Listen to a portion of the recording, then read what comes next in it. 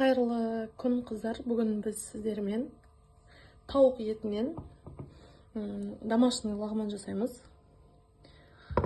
Ол үшін бізге тауық еті және картоп, сәбіз, пияз болса болды. Менімен бірге соңына дейін болыңыздар.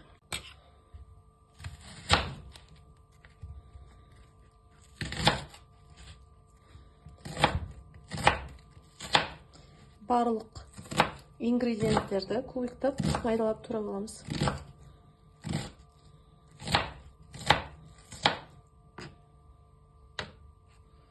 Мінекей, пиязымызды кубиктап турап алдық. Енді картопымызды тураймыз.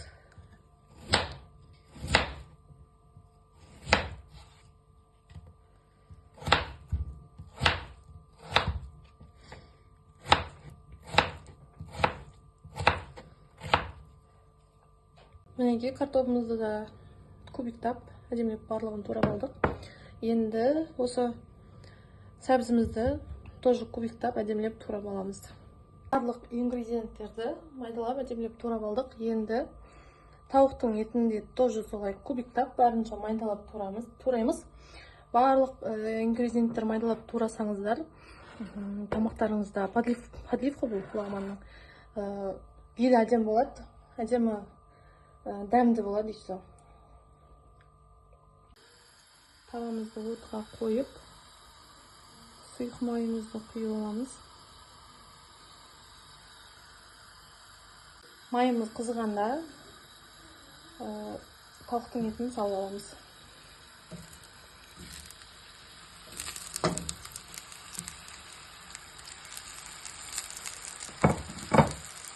Тауықтың етін қатты шығатын болғандықтан дереу бетін жауып қойып қоямыз.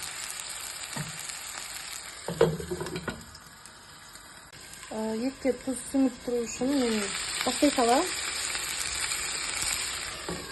осылай бір шай қасық тұз сүйіп аламын.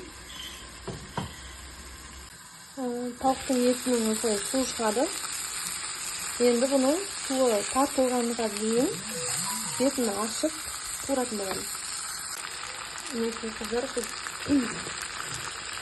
осылай суы тартылып, қызартып турған бақтырын, операция болсын, ет болсын, өте қызарып турылса адамды болады.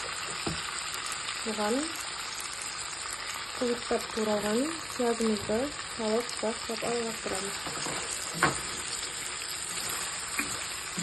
Пиязымызды да қызарғанға дейін турып алатын боламыз. Мінекей қыздар, пиязымызды шамалы сарғайтып турып алдық. Енді бұған туралған сәбізімізді саламыз. Сәбізімізді де біраз қуырамыз. Дәмі шыққанға дейін, маңызы шыққанға дейін. Барлық ингредиенттер жақсылап турылса, подливтарыңыз өте дәмді болады.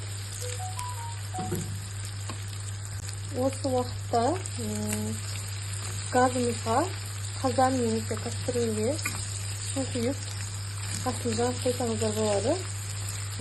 Сіздің подливіңіз дайын болғаннан кейін су қайнап тұрады. Лагмандарыңызды салып пісіріп ала бересіздер. Мінекей қыздар, біздің сәбізімізді өте әдемі болып қуырылды. Енді картопымызды да салып қуыратын боламыз. Жақсылап қуырып, сосын жаңағы қызанақ немесе томат салып жіберетін боламыз. Мен әзірге магазиннің лагманын пісіремін. Менің каналыма жазылып, лайк басып тіркеліп қойыңыздар. Алдағы уақытта, Алла қаласа, қолдан лагман жайып, видео түсіріп, сіздерге бөлісетін боламын.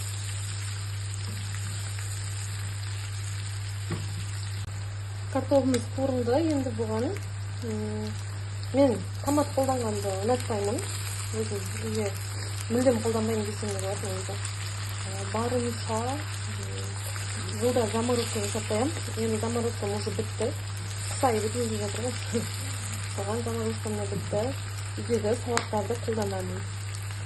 Томаттың орнына сіздер қаласаңыздар томат, қаласаңыздар қызанақ, қосып жасасаңыздар болады. Жылда заморозка жасап қоятынмын, биыл азық түлігім баға бітіп қалды. Жақсылап томат салғаннан кейін 2-3 минуттай турамыз. Томатымыз қызарғанға дейін әдемі қуырылады. 2-3 минут сосын су құятын боламыз. Дәміне қарай тұз бұрышын саламыз.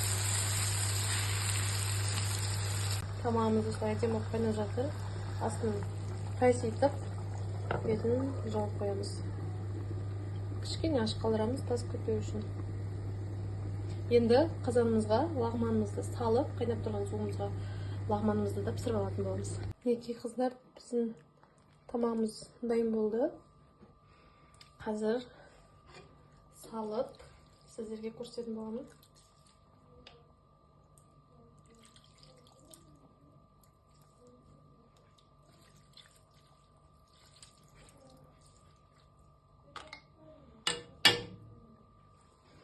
Мінекей лағманымызға әдемілеп подливымызды салып аламыз.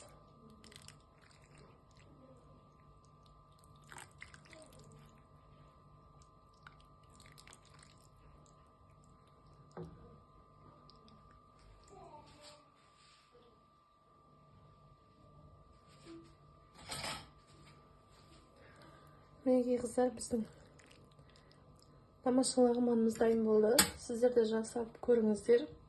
Өте дәмді болады. Отбасыларыңызға ұнайтынына сөзсіз сенімдімін.